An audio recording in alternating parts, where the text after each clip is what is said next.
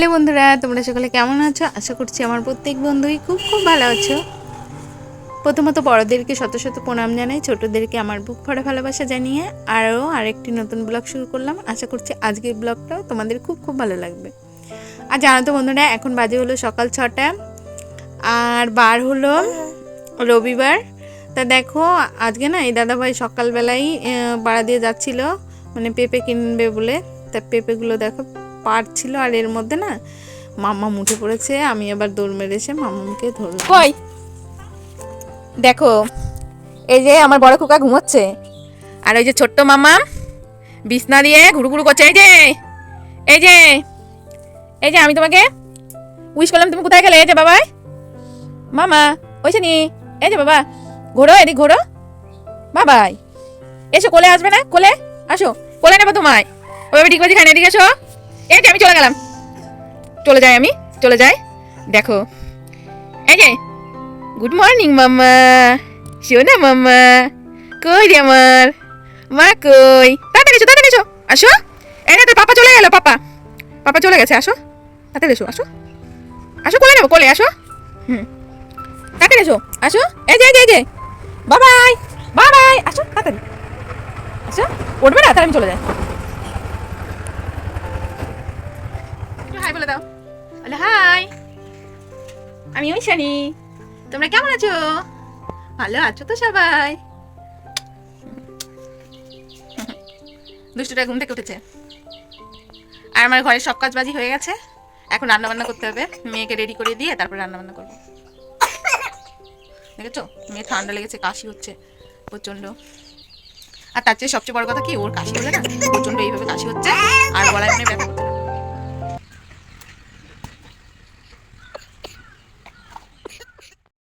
তারপরে জানো তো, এই দাদাভাই পেঁপে পাড়তে পারতে সব পেঁপেগুলো পেরে ফেলেছে। আমি যেহেতু ঘরে ছিলাম দেখিনি, ওনাকে না বলা হয়েছিল উপরের পেঁপেগুলো পাড়তে বারণ করা হয়েছিল, কিন্তু ও শোনেননি। যেহেতু আমরা বাইরে কেউ ছিলাম না, সেই ফাঁকে না উনি সব পেঁপেগুলো পেরে ফেলেছে। এখন কি করার, আর কিছু করার নেই। তারপরে দেখো এই যে এক ব্যাগ পেঁপে হয়েছে, আর সব পেঁপেগুলোই ধুয়ে ধুয়ে নিচ্ছিল, আর ওর বাবা আমাকেই বকছিল, কিন্তু আমার না খুব খারাপ লেগেছে ওনার ব্যবহারটা।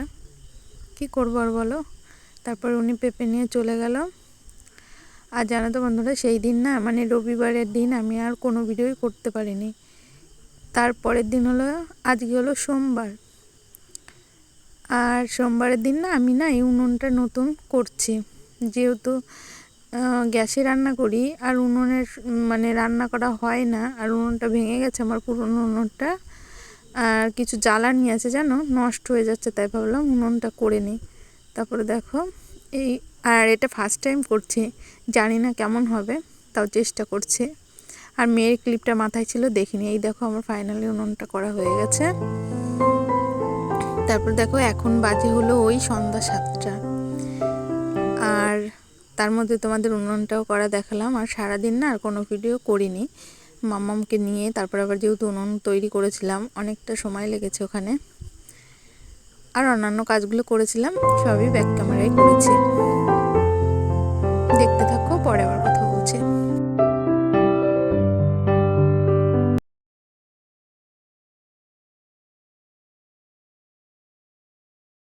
বলতে বলতে দেখো বন্ধুরা, অনেকটা কাজে এগিয়ে গেছি। এইগুলো না যেহেতু মানে দুপুরবেলা স্নান করার আগে কেচেছিলাম, তো সেইগুলো না ভাজিয়ে গুছিয়ে নিচ্ছি। আর এইদিকে দেখো মাম্মাম কত দুষ্টুমি করছে, আর ঘরে না টিভি চলছিল, তার জন্য আর মাম্মামের মানে ভয়েসটা দিতে পারলাম না, যদি কপিরাইট এসে যায় ওই জন্য। আর দেখো মাম্মাম বারবার না প্রচণ্ড বিরক্ত করে, ওকে বসিয়ে নিয়ে যে একটু কাজ করব সেটাও খুব অসুবিধা, কিন্তু কিছু করার নেই। তারপরে দেখো দুষ্টুটা নিচে নামছে, আর ওই নিচে না ওর ফিডারের বোতলটা ফেলে দিয়েছে, তার জন্য বারবার বলছে ওটা দিতে। তারপরে দেখো দিয়েছি, ও এখন ওটা নিয়ে খেলা করছে। আর এই সময় না কান্না করছিল, যেহেতু ওষুধের প্যাকেটটার ভিতরে ওটা ভরতে পারছিল না, তার জন্য খুব বায়না করছিল। তারপর আবার যেই দেখেছে আমি বিছনাটা ঝাড়ু দিচ্ছি, ও দেবে।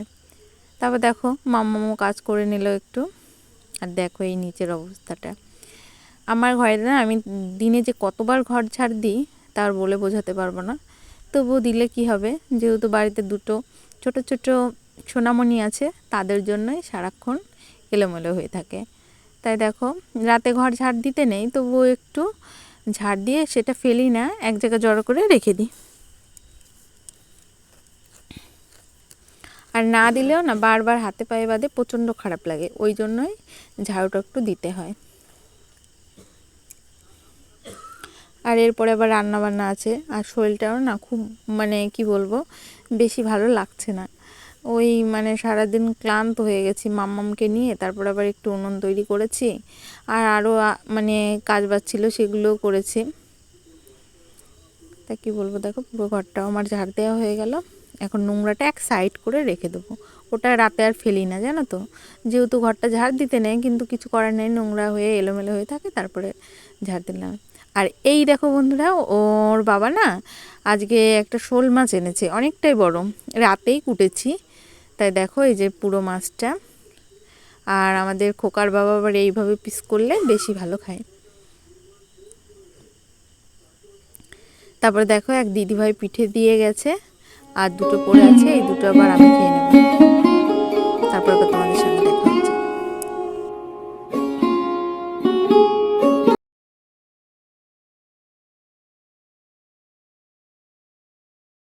বন্ধুরা এখন তো রান্না বান্না করবো, তার জন্য ভাবলাম সবজিটা কুটে নিই, যেহেতু শরীর ভালো লাগছে না, তবুও রান্না না করলে খাবো কি বলো তো, রান্না তো করতেই হবে। তার জন্য দেখো আজকে আলু বেগুন মানে আলু দিয়ে শোল মাছ করবো, আর বেগুন দিয়ে করব।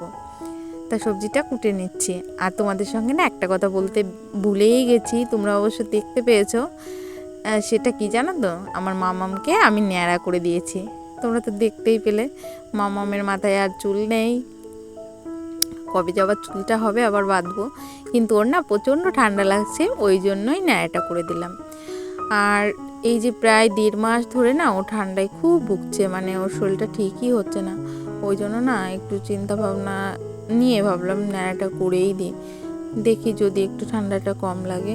মামামের শরীরটা বেশ ভালো যাচ্ছে না অনেক দিন থেকেই।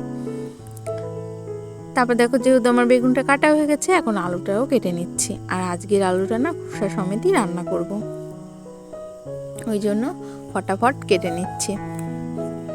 আর ওই দেখো আমার উনুনটা, আমার পিছনে দেখতে পাচ্ছ উনুনটা। আর দেখো কথা বলতে বলতে কিন্তু আমার সবজিটা পুরো কাটা হয়ে গেছে, এখন লঙ্কাটাও চিড়ে রাখি।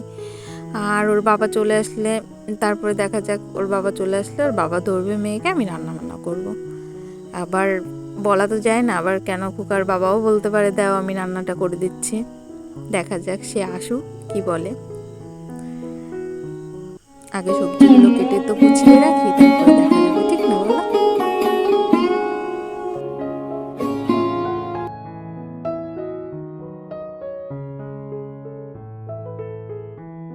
দেখো বন্ধুরা আমার সবজি টবজি কোটা হয়ে গেছে, তোমাদেরকে আমার সোনা একটু হাই বলে গেল, আমার সোনা পাপা। আর দেখো বন্ধুরা এই জায়গাটা না প্রচণ্ডই অগোছানো আছে, তাই ভাবলাম এই জায়গাটা একটু গুছিয়ে রাখি। আর জানো তো বন্ধুরা সবচেয়ে বড় কথা কি, আমি একজন মধ্যবিত্ত পরিবারের বউ, আর আমার ঘরে না অত বড় মানে কি বলবো দামি দামি ফার্নিচার বা আসবাবপত্র কিছুই কিন্তু সেরকম নেই, কিন্তু যেটুকু আছে আমি সাধ্যমতো চেষ্টা করি গুছিয়ে রাখার জন্য, গুছিয়ে সুন্দর করে রাখার জন্য, যাতে আমার ঘরটা আমার কাছে স্বর্গের মতো মনে হয়। আর আমার কাছে কিন্তু সেটা মনেও হয়, আমার যা আছে এটাকেই আমার মনে হয় আমার স্বর্গের জায়গা বলতে পারো, এখানে আমি ভীষণ ভালো আছি। আর কি বলবো, তোমাদের সঙ্গে কথা বলতে বলতে দেখো জায়গাটা কিন্তু সুন্দর করে গুছিয়ে নিলাম, এখন কিন্তু দেখতেও বেশ ভালো লাগছে। আর এখানে কিন্তু অনেকটা জায়গাও বেরিয়ে গেল, যেহেতু এলোমেলো হয়েছিল আর মনে হচ্ছিল এখানে একটুও জায়গা নেই, তা দেখো এখন কিন্তু খুব সুন্দর দেখা যাচ্ছে, ঠিক না বলো? তারপরে দেখো বর্মশাইও বাড়িতে চলে এসছে, আর এই দেখো আমার সবজি কোটা হয়ে গেছে, তা তো তোমরা দেখতে পেলে প্রথমেই। আর আজকের রান্নাটা আমার মানে বড়বাবুই করবে, বলল কি তোমার করতে হবে না, যেহেতু বলছিলাম না আমার শরীরটা ভালো লাগছে না, ওই জন্য ও আসার পড়লো মানে ডিউটি থেকে আসার পরেই বলছি তোমার টেনশন করতে হবে না, তুমি যাও মেয়েকে ধরো, আমি রান্নাটা করে দিচ্ছি। আর কি বলবো, বরের কথা কি বলবো, ওর মতো এত সুন্দর মনের মানুষ পেয়ে আমি সত্যিই ভীষণ গর্বিত। আর কি বলবো, মানে ভাষায় প্রকাশ করতে পারবো না যে ও কত ভালো মানুষ। তারপর দেখো মাছগুলো ভাজি হয়ে গেছে, তুলে নিচ্ছে। আর জানো তো বন্ধুরা, আজকে না আমি পুরো রান্নাটা তোমাদের সঙ্গে শেয়ার করতে পারবো না, যেহেতু আমারও শরীরটা ভালো লাগছে না। আর বন্ধুরা, আমার এই ফুল ভিডিওটা কেমন লাগলো অবশ্যই কমেন্টের মাধ্যমে জানাতে ভুলো না। আর তোমাদের যদি আমার এই ভিডিওটা একটু ভালো লাগে তাহলে প্লিজ প্লিজ ভিডিওটা একটা লাইক করো, আর চ্যানেলটিকে সাবস্ক্রাইব করে দিয়ে আমার ছোট্ট পরিবারের সাথে থেকো, সঙ্গে থেকো। আর সকলকে tata, good night, tata, bye bye.